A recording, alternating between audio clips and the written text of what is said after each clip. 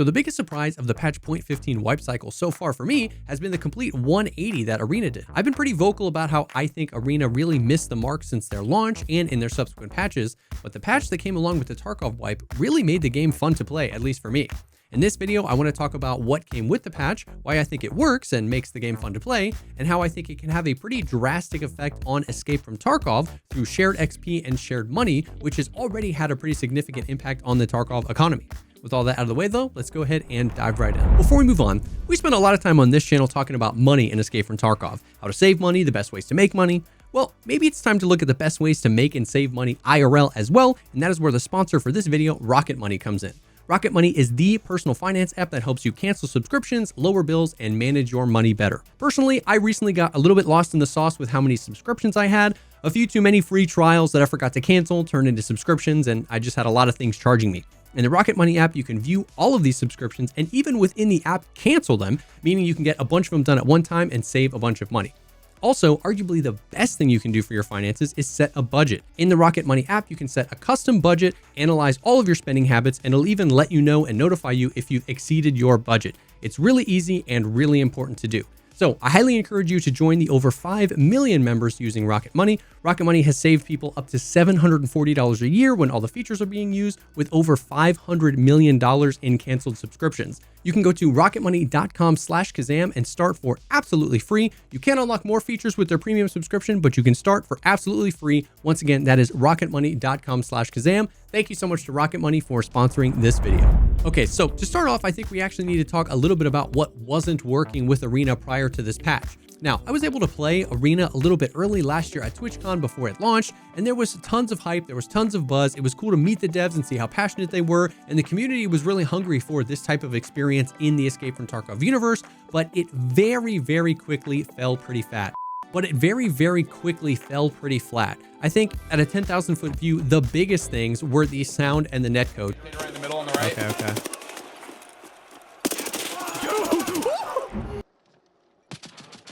And it is a little unfortunate to report that these are still issues today. I think if you want to make a game that's like an arena shooter, especially if you want it to be competitive or borderline an esport, you really need the sound and the netcode to be there. They have always been a problem, and unfortunately they still are. But beyond those big technical hurdles, there were also just gameplay decisions that led a lot of players to be frustrated. And after spending a lot of time thinking about this, especially all the different times I've tried to come back and have fun playing Arena, I've really boiled it down to, at least for me, was just there being absolutely no agency over what gear I was using. Escape from Tarkov is the gear game. So many of us were drawn to Escape from Tarkov seeing a Gunsmith YouTube short or a video or a quest guide or something where you were able to just put seemingly infinite amount of attachments, customize it to your liking, and then go into a raid and use it. Even now, there's so much more customization with your gear and the plates and the meds and the stims and all that kind of stuff. And to go over to Arena, which is supposed to be like just distilled down combat and just be kind of forced or handed a kit where basically everything in it you didn't like or didn't want to use, and you were just completely unable to change that. It just felt like I wasn't able to use any of the gear that I wanted to use, and all of the progression of the game, which is one of the other issues, was basically tied up in this. The old grid-based system and even the tier-based system that came after that was all just use this kit that you don't really like or don't want to use to unlock this kit that you don't really like or don't want to use to hopefully end up unlocking this kit that you do like and do want to use. But the problem is, if you get bored of that kit that you like using, you have to go through that entire process again and just kind of constantly be using gear you don't want to use in a game where there's so much gear you don't mind using, you just can't really do it.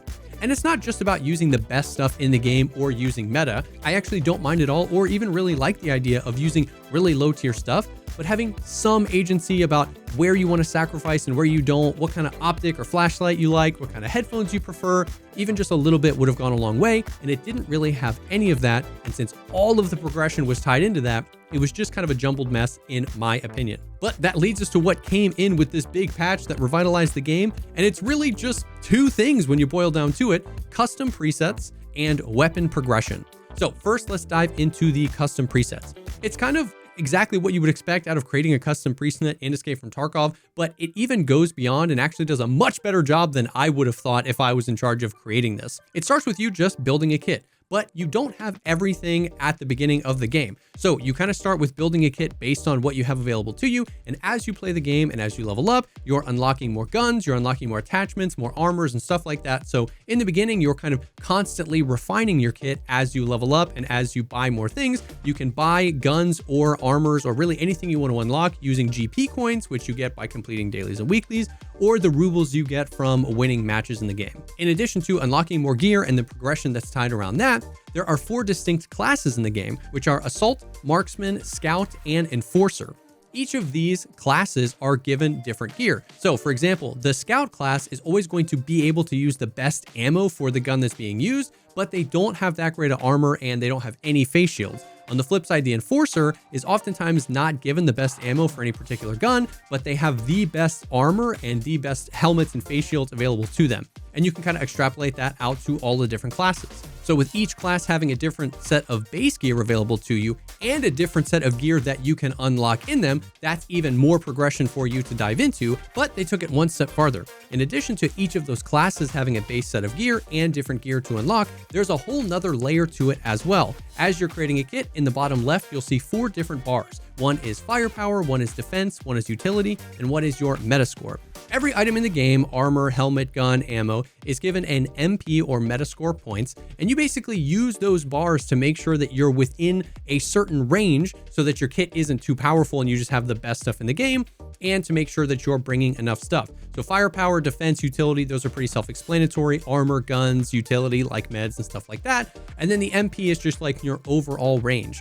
Now, while this might look and sound like, as I'm describing it, as something that's pretty tedious, this is actually an extra layer that was so much fun to do. This is the agency that I was talking about, where it strikes a balance of, I can't just bring the best of everything all the time, anytime I want to, but I get to decide what sacrifices I want to make. It was actually super fun making kits and maybe loading my last mag with only 27 rounds as opposed to 30 so that I can squeeze within the range, or sacrificing this med so that I can bring an extra stim. This was basically a super fun mini game and was really unexpectedly fun when creating these custom kits. Each class has 1 free custom kit, and you can buy an additional 2 through in-game currency, so you can have up to 12 custom kits that are always evolving as well.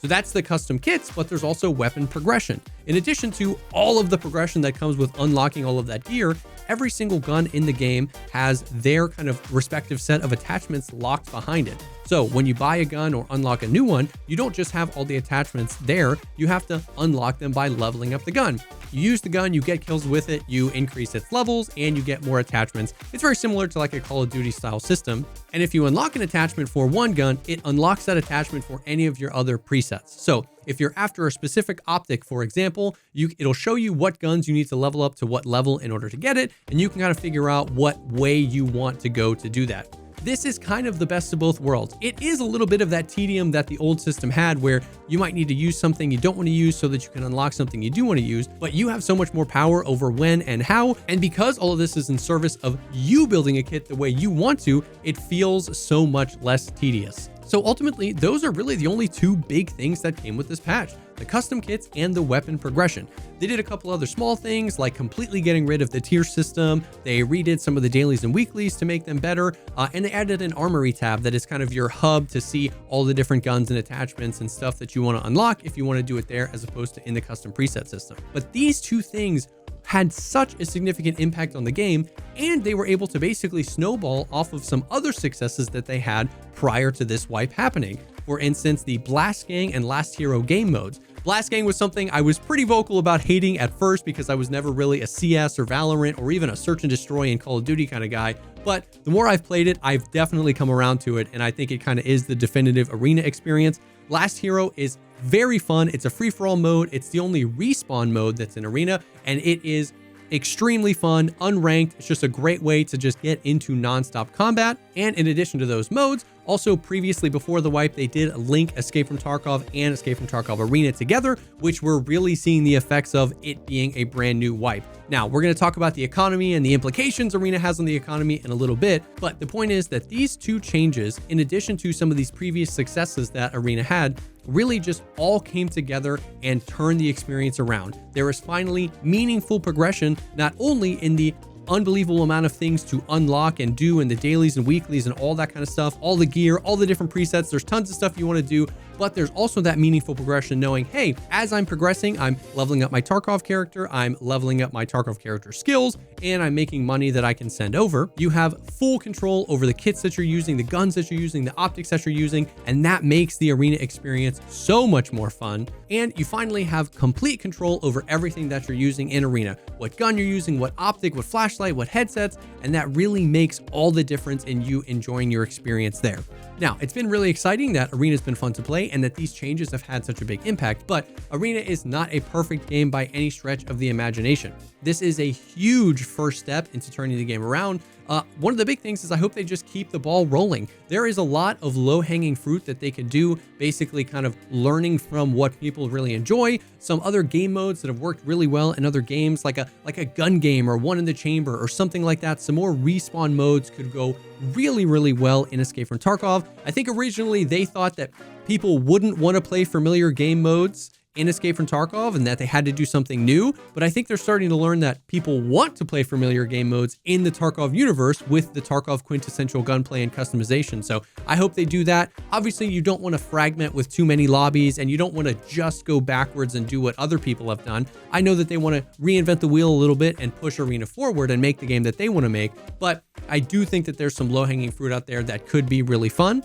Some of the other feedback has been around the maps and the map design. I'm not an authority on that because, once again, I never really played games, objective-based games with really good maps, but a lot of people have said that the maps could use some work. That could be something that they tweak, or as they add new maps would be really cool. Something I would love to see out of Arena is better support for custom games or custom lobbies. I would love to be able to make 5 kits and then set up a custom game and you have to pick one of the kits that I chose. Or even, like we said earlier, it's not all about just using meta stuff in Escape from Tarkov. It'd be cool if I could set a limit where the MP, those meta points, was half as much as normal, forcing everybody to use much, much lower tier stuff. And then we could do custom games like that. That could be really fun as well. And in general, I think custom games allows the community to engage and incentivizes the community to engage in a game in a really healthy way. It'd be cool if maybe like once a month on the weekend, BSG featured and made an official kind of lobby or an official game mode out of the most popular custom game mode that was happening that week. I think if they want a long-term healthy player base, allowing the players to kind of engage in that way would be a really cool thing as well. Then obviously the big pillars of this game, which is the sound and the netcode, like we said earlier, they absolutely need to be worked on. This is, like we said, a great first step, but if you want a game to last, if you want an audience long-term, and you want this to even have a shred of competitive integrity, they really do need to lock down the audio and lock down the netcode. I've seen some pretty crazy desync. I've seen players tearing, teleporting all over the place. It gets pretty bad, so I hope they lock that down. And lastly, in my opinion, one of the biggest things this game needs is the ability to launch it from within Escape from Tarkov. This whole rigmarole of opening Arena and accepting a daily and then wanting to transfer stuff and then closing it and opening Tarkov to take that stuff and then accepting a ref quest and then going back to Arena to do the ref quest and then closing Arena and opening, it's just way too much. Let me launch the game from within the other game. That would be great. But lastly, I do want to take a look at that second part of the title of this video. Is it good for Tarkov? And talk about how all of these things affect Escape from Tarkov. Obviously, we have the linkage of Escape from Tarkov and Arena, and this is the first time we've had it around a wipe time. We have the sharing of XP, which means you can just play a bunch of Arena and level up your character, the sharing of skills, and since you're basically in combat 24/7 in Arena, the combat skills are leveling very fast for your Tarkov player. And of course, we have the sharing of money, meaning you can make a bunch of money in Arena and send over 1.5 million rubles per day to your Tarkov character. And this is, started a really interesting conversation and really shaken up the early wipe. It definitely feels weird to see people come in and on their first raid, they've got maybe 10 million rubles on their account and they're already level 20. And it definitely is just a really interesting and unique thing.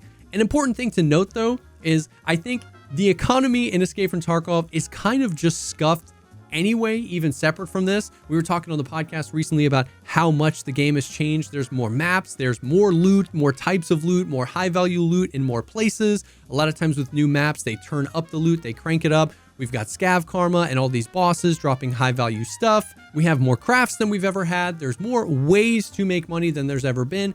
And on top of that, we've got the found and raid flea changes this wipe, meaning you can list just about anything on the flea. You can buy something from the traders, list it on the flea for a higher price. You can buy something off the flea low and then sell high later. And then on top of that, we add all of this money coming in from Arena. So it is easy to take a look at this whole pie and say, oh man, Arena has really scuffed things. It's really hard to isolate exactly how much of an effect Arena is having on the economy. It is definitely having a big one, right? Having players being able to just shovel millions and millions and millions of rubles in throughout the week is definitely having a big, effect on the economy. But it's so hard to figure out exactly how much. And I think they're kind of just cooking and maybe taking a look. You know how anytime there's a new map, they always turn up the loot on that map to incentivize people to do that. I am assuming that they've kind of done that with the Arena linkage. They want people to come check out Arena. They want people to see how fun it is now. So they're making it very financially worth doing so. And since this is most likely going to be a shorter wipe, maybe they will adjust these things for future wipes. The big question is this good for Tarkov? And the answer is, I don't know. I've heard really compelling arguments for both sides, to be honest with you. I think ultimately BSG just needs to figure out what game they want to make. It is a compelling argument to say, hey, the early wipe Tarkov, the struggle, you not having anything and not knowing where to get it and everything being hard. And that's kind of like what Tarkov is and what the early wipe is all about. Well, being able to come in with 10, 15 million rubles, play your very first raid at level 15, have the flea market, buy all the hideout stuff you need. There's no denying that affects that. There's no denying that has a meaningful impact on the early wipe. But the flip side is that early wipe experience we all have in our head is kind of rose-colored glasses, in my opinion. It hasn't really been that way for a while because of all the different ways there are to make money. So many people are playing the game right now that some people might not want that. Some people might want different things out of the early wipe experience. And I don't really know where I land on that anymore. I don't really know what Tarkov is supposed to be, what they want it to be, what I want it to be. I kind of am just enjoying this wipe for what it is. Yes, I've shoveled a bunch of money over from Arena. Yes, I progressed really fast, but I don't know. At the end of the day, having more ways for more people to engage in the game the way they want to engage in it is kind of where I'm at with it. That seems like a good thing to me. And there's even interesting things they can do in the future where they've talked about having characters that wipe seasonally and characters that never wipe. Maybe the Arena linkage is only to the character that never wipes, and then that way the seasonal character can be the hard, gritty character that's, in the struggle more frequently. I don't know. At this point, I'm just rambling. The economy, is this good for Tarkov? I don't know. I'm inclined to kind of lean it is good for Tarkov because I think mid wipe and late wipe, it's going to be really fun to be able to kind of bounce back and forth and play both and be progressing in both places. And like I said, having more people play the game the way they want to play it and enjoy doing so, I think is kind of a good thing too, but maybe we're sacrificing the vision for Tarkov. I don't know. But ultimately, I think that this patch has done a lot of good for Escape from Tarkov Arena, and I hope that they continue to kind of take it on this path and make this game better. I have been very vocal about what was wrong with the game, but I've always advocated for its success, and it's exciting to see that success kind of start to come in. So if you got Arena early and like a lot of people played it and kind of left it behind, maybe go check it out. Is it worth the $40 price tag if you haven't purchased the game before? That, I don't know. That's going to be totally subjective, totally up to you. It still has a ways to go, and it doesn't have thousands of hours of progress in it, but I know a lot of people that basically just left Tarkov to play that and really enjoy it. Watch some streams, talk to some people, see if they like it. But what I do want to know is what you think about Escape from Tarkov Arena. Have you popped back in? Do you enjoy it? Are you going to be playing it? And what are your thoughts on how it affects the main game and the economy? Thank you so much for sticking around for this video. If you like it, think about dropping a like, commenting down below, or subscribing to the channel for more content like this. I stream Escape from Tarkov and some Arena about 6 days a week on Twitch and here on YouTube. All those links will be down below. If you're looking for people to play either one of those games with, our Discord is a great place to be. That link is down below as well. Thank you again for stopping by, and I will definitely see y'all on the next one.